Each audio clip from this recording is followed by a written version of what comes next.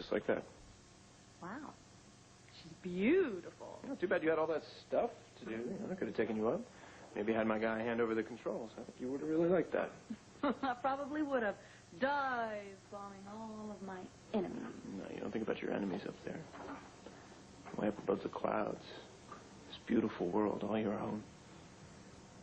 It's kind of like when we got married, Blair, you know? All that money, nobody could touch us. I felt like we trusted each other, you know? Like I could ask you a question, like, why would you move into the Palace Hotel? Or was Tina just making that up? Tina told you? God, I really do wish that woman would get a hobby.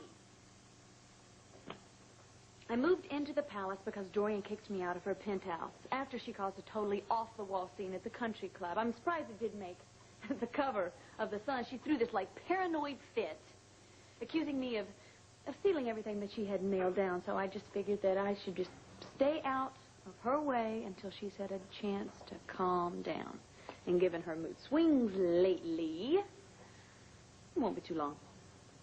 And until then, you have to camp out at the palace. Well, Todd, where else am I going to go? She's kicked me out of her penthouse. You've kicked me out of your penthouse. Although, I must say, I do miss this place, and it seems just a little different somehow. Wouldn't be the saddle that's over here, would it? Oh, my God. Todd, it is so beautiful. I bought it for you. I mean, I guess you can tell that since it's got your name engraved on it and everything. Blair Daimler. I don't know what else to say except thank you. Thank you's good. Maybe you can smile. I'm sorry. I was just, it makes me sad. I was kind of hoping that they blame Annie.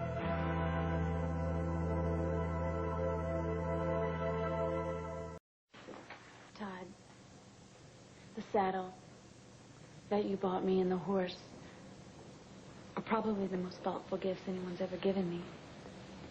Yeah? Yeah. And I really wish that I could share it with you. You know how wonderful it is to ride, what it feels like. You know what? Maybe, I could teach you. I like that. Good. It's probably a lot like flying. I got my guy all set to take me on a shakedown trip tomorrow. Just don't worry, just out in the blue skies. I'd love to come. If you're asking. Okay. I'm asking. But, probably not going to be able to bring a chef along, so we should probably eat before we go. You got anywhere you want to eat tonight?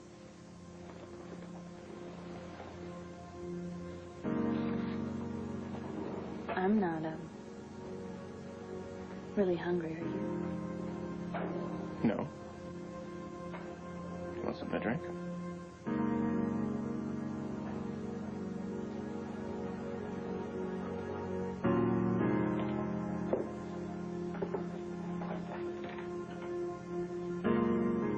I don't want anything, Todd.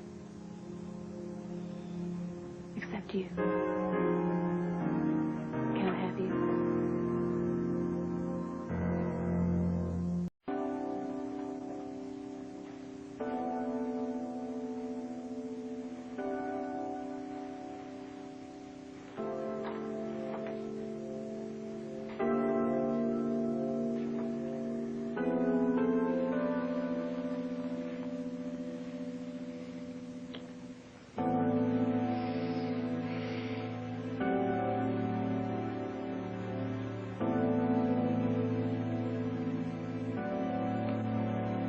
So beautiful in this life. So do you.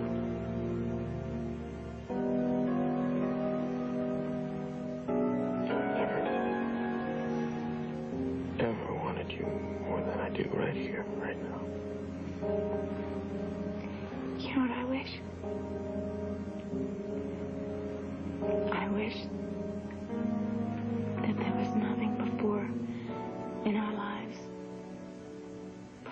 moment or after it. Just you and me. Forever and ever. Way up high flying.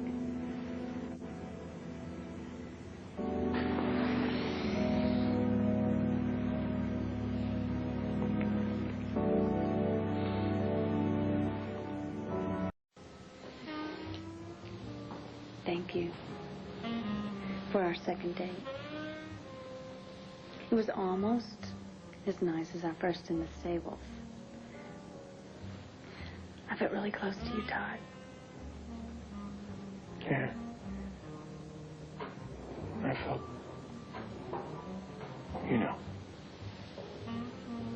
Look, we wouldn't be moving too fast if you stayed the whole night, would we? Way too fast. It's not that I wouldn't love to, but it's just that if we did that, then we would have... Well, our trip would be over. We would have reached our destination, and I want to do just what you said. Stay up in the air, flying high, going nowhere fast. I want to start a love affair that's going to last forever.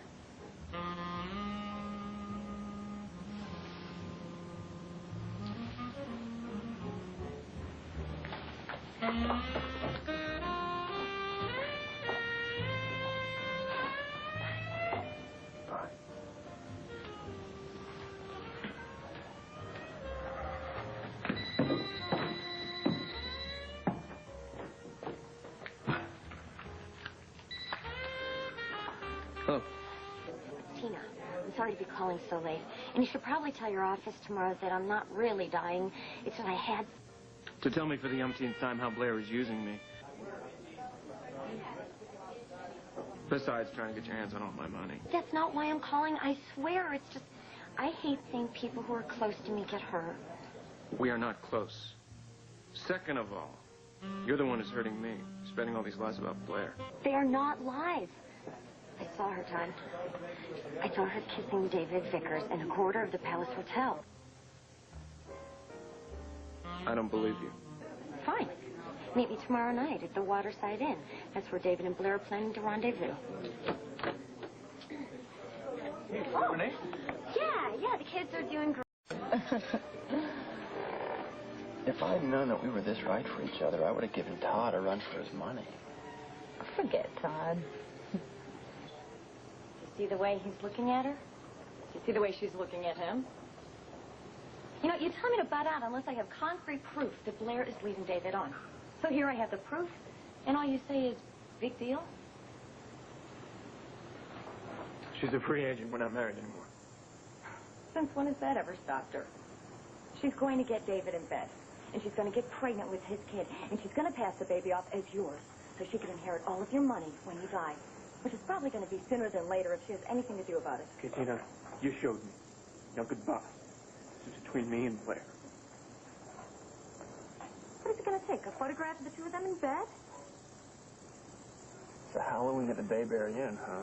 Oh, it sounds good to me, I think. I think that we should show up in costume and be the hit of the party. Costume? What? But I was kind of hoping that I would show up in, this little number. Oh, come on, use your imagination. Blair? What? I have always wanted to make love to Marilyn Monroe. Oh, good. You could, I don't know, sort of help me fulfill my fantasy. If you got a pink dress and you dressed up just like she did in Gentlemen Prefer Blondes, and then I will dress up like one of the lucky gentlemen. David, I don't know. Look, once you're in my arms, I'm not going to be thinking about some dead movie star, all right? I'm going to have my eyes and my hands all over you. David, all right, we'll meet at the room at the Bayberry Inn in the room that I reserved at 11 p.m. sharp. There's no time to run, Todd. I need a better camera.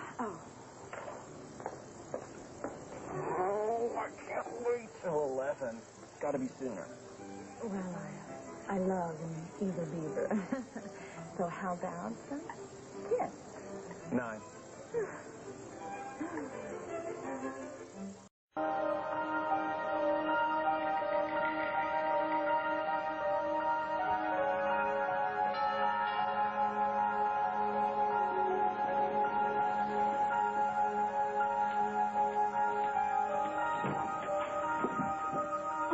Beginning to wonder if you were home. Where else would I be?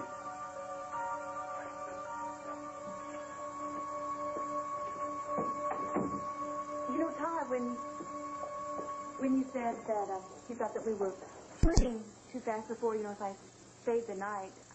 What you said? Yeah, I know what I said, but I was thinking that, maybe grab a late night dinner and then I could just not go home. Well, why wait? Why don't we find a quiet little spot and have our own little Halloween celebration?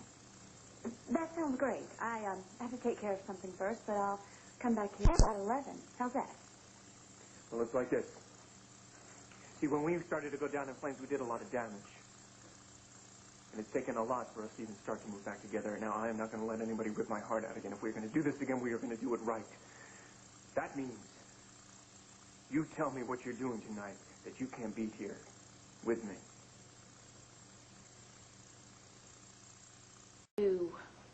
For Dorian.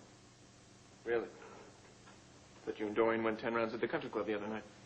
Well, we did, but... You don't want to tell me. Todd, well, wait. Now, please, I want to be completely honest with you, but I promised Dorian that I wouldn't breathe a word of this. Prior commitment, right? Wrong. I am asking you, I'm trusting that you will not repeat a word of what I'm about to tell you. Do I have your word, Todd?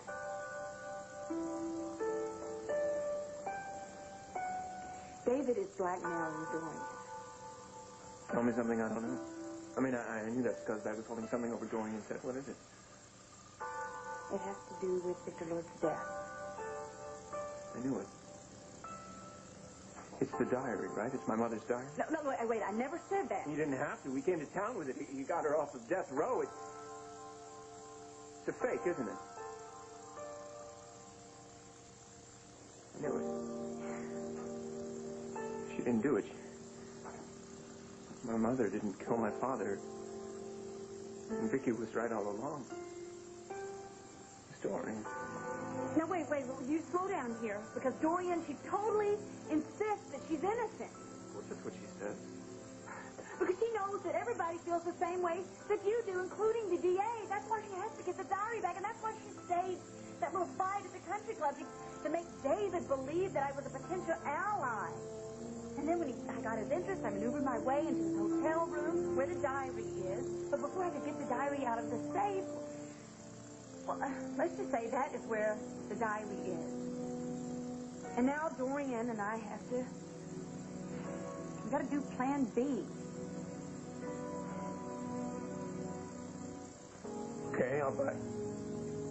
Plan B. I got to sleep with David.